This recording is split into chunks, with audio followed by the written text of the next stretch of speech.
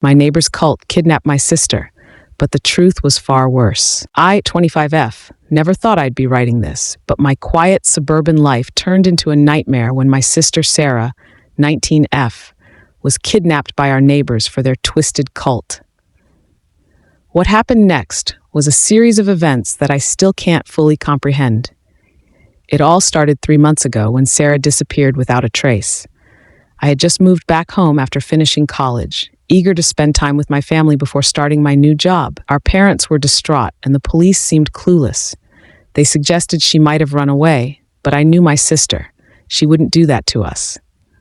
The Johnsons, our next-door neighbors for the past decade, had always been a bit odd. They kept to themselves and rarely interacted with anyone on our street. Mr. Johnson, 45M, was a tall, gaunt man with piercing blue eyes, while Mrs. Johnson, 42F, was a petite woman with a perpetual nervous smile.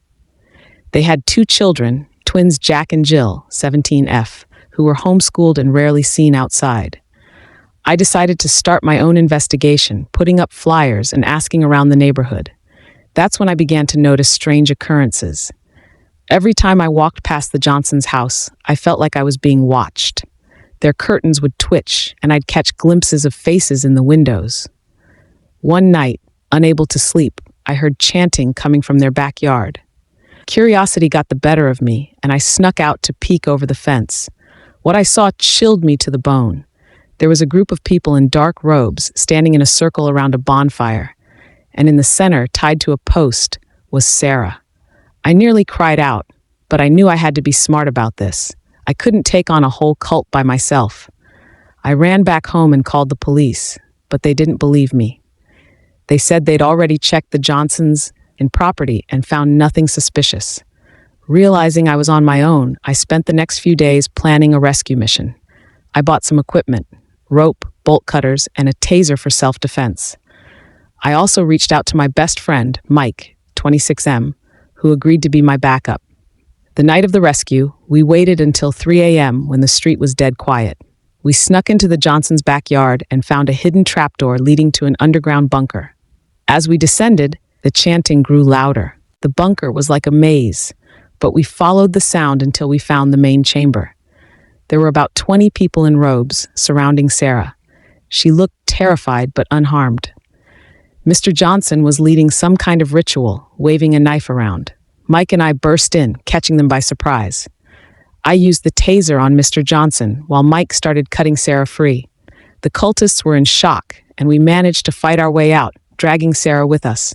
We ran all the way home and called the police again. This time, with Sarah as proof, they took us seriously. They raided the Johnsons' property and arrested the whole cult. It turns out they'd been operating for years, believing they were preparing chosen ones for the new world. But here's where things get really twisted. As the police were processing the cultists, I noticed something odd about Mrs. Johnson. She seemed different. When they removed her robe, I gasped. It wasn't Mrs. Johnson at all, but my mother. I felt like the ground had disappeared beneath my feet. How could this be possible?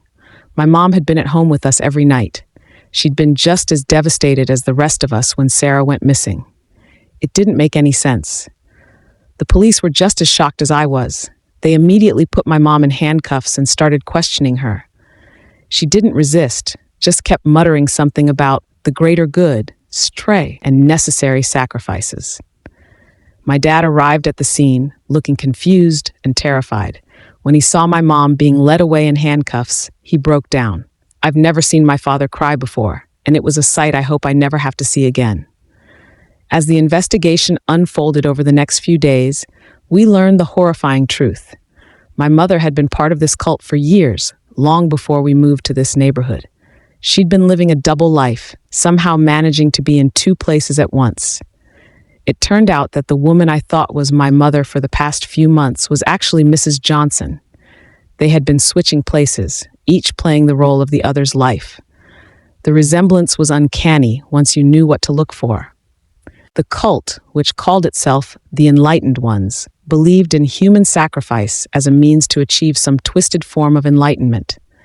They had been targeting young people in our community for years, slowly building their following. Sarah wasn't their first victim, but thankfully, she was their last. The police found evidence of other disappearances linked to the cult, some dating back decades.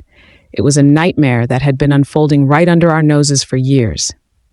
As Sarah began to open up about her experience, we discovered the extent of the psychological manipulation she'd endured.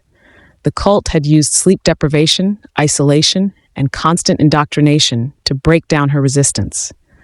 They'd convinced her that our family had abandoned her and that the cult was her only hope for salvation. But there was more. Sarah revealed that during her captivity, she overheard conversations about a grand plan that went beyond their current activities. Something big was supposed to happen on the night of the next full moon, which was just a week away. The police investigation uncovered a network of underground tunnels connecting several houses in our neighborhood. The cult had been expanding their operation right under our feet, and none of us had noticed.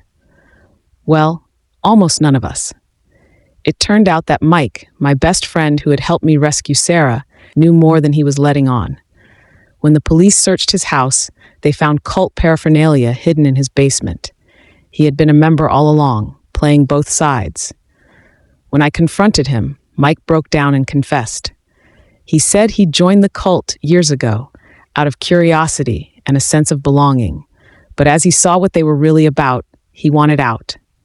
He claimed he had been trying to find a way to bring them down from the inside, and that's why he helped me rescue Sarah. I didn't know what to believe anymore. Everyone I thought I knew was turning out to be someone else entirely. The foundations of my life were crumbling, and I felt like I was losing my mind. As the full moon approached, tension in the town reached a fever pitch. The police had increased patrols, but everyone was on edge. We didn't know if there were more cult members out there, waiting to carry out this grand plan. The night before the full moon, I couldn't sleep. I kept replaying everything in my mind, trying to make sense of it all. That's when I noticed something strange about the family photos in our living room.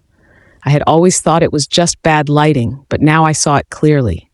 In some photos, my mother had a tiny scar on her left cheek. In others, it was missing.